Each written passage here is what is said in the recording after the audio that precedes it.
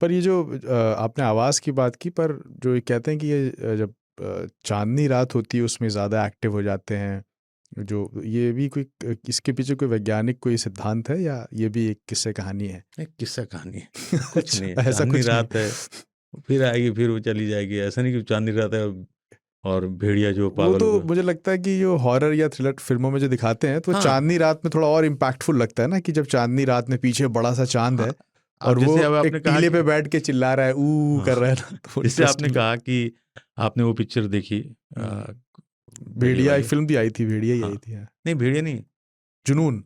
अरे नहीं यार, जो बच्चों वाली फ़िल्म आप कह रहे थे देखी थी, जंगल बुक। जंगल बुक। हुँ।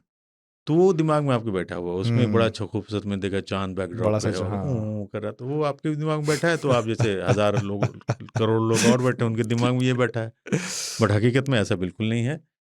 और मुझे सबसे अच्छा इनका लगता है कि जैसे कि मैंने बताया कि ये परिवार में रहते हैं, हुँ। पारिवारिक है। पारिवारिक हैं, बिल्कुल डिसिप्लिन, अच्छे से हिसाब-किताब। जैसे हम भी जाते हैं कि घर में ये तुम ये दुकान सँभालो, मैं घर सँभालूँगा, मैं खेती सँभालूँगा। तो वैसे ही अपनी-अपनी ज़िम्मेदारियों को निभाते हैं हुँ।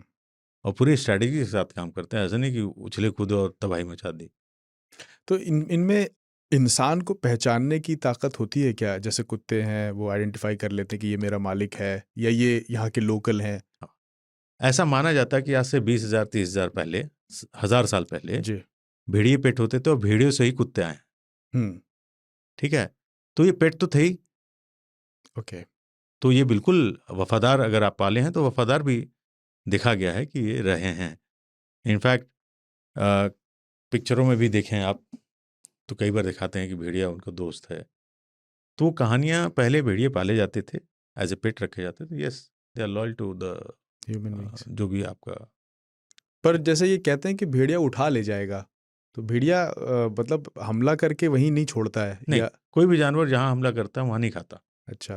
क्योंकि जमशेद भाई को घर में उठाया, तो वहीं खा रहा हो तो आपकी बीवी आके उसको मार डालेंगे, भाई मार देगा, तो जमशेद भाई को उठा के लेके चल देगा।